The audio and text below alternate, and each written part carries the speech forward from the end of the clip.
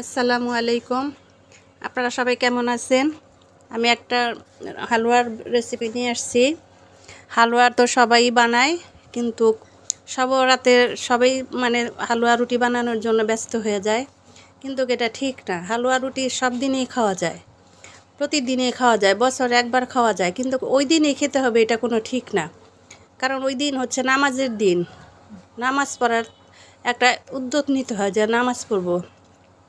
হালুয়া রুটি বানাতে গেলে দেখেন সময় নষ্ট হয়, কারণ তখন দেখা যায় যে নামাজ পড়ার একটা আলসামি এসে যায়।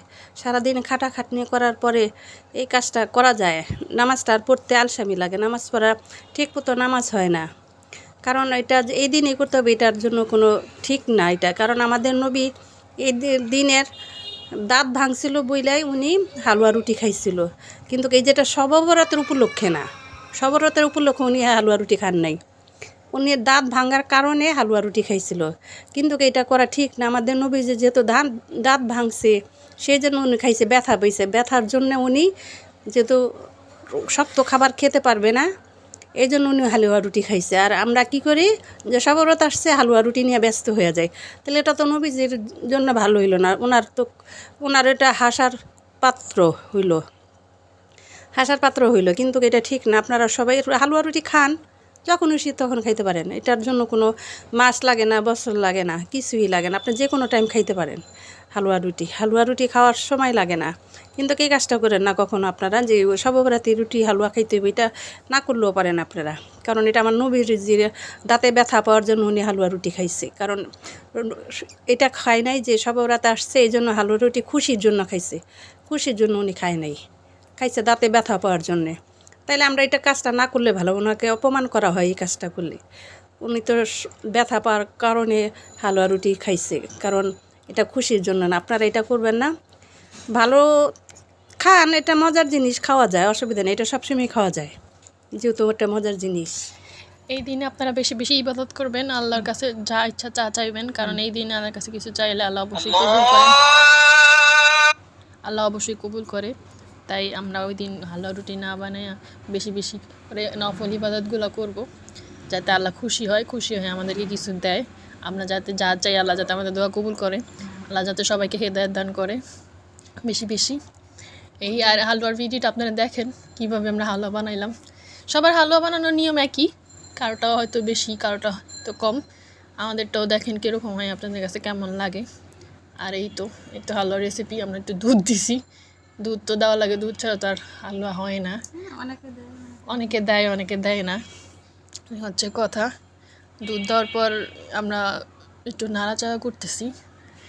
আর সববারতের উপলক্ষে হালুয়াটা একটু কমই খাই আমরা। এই যে এখন তেল দিলাম, যেটাতে আমি ঢালবো সেটাতে একটু আমি ঘি দিছিলাম। ঘি দিয়ে একটু মেখে রাখছিলাম যাতে নিচে না লাগে।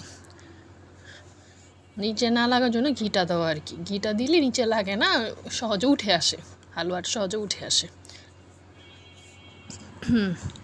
যে এখন ঢালতেছি হালুয়াটা, গরম গরমই ঢালে তাড়াতাড়ি সেট হয়ে যাওয়ার জন্য গরম গরম ঢেলে এটা আমরা হাত দিয়ে চাপা দিয়ে বসাবো।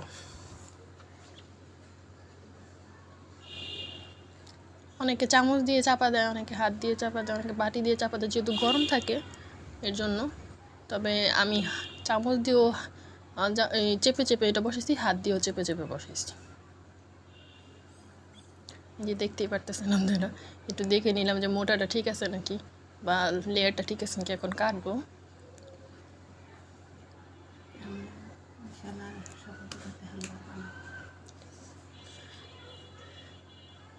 এই যে কাটতেছি এখন।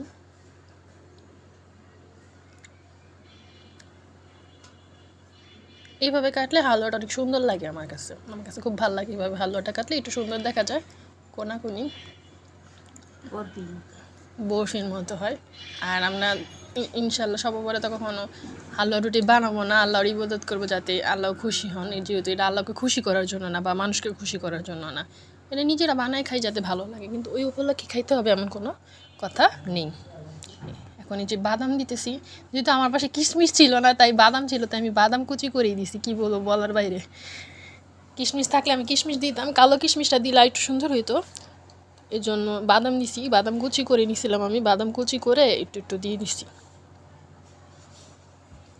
আশা করি ভিডিওটা আপনাদের ভালো লাগবে, ভালো লাগলে like comment share and subscribe করে দিবেন আমাদের চ্যানেলটাকে। খারাপ কোনো মন্তব্য করেন না, কারণ এটা খারাপ মন্তব্য করার জন্য বা কাউরে নেগলেক্ট করার জন্য ভিডিও না।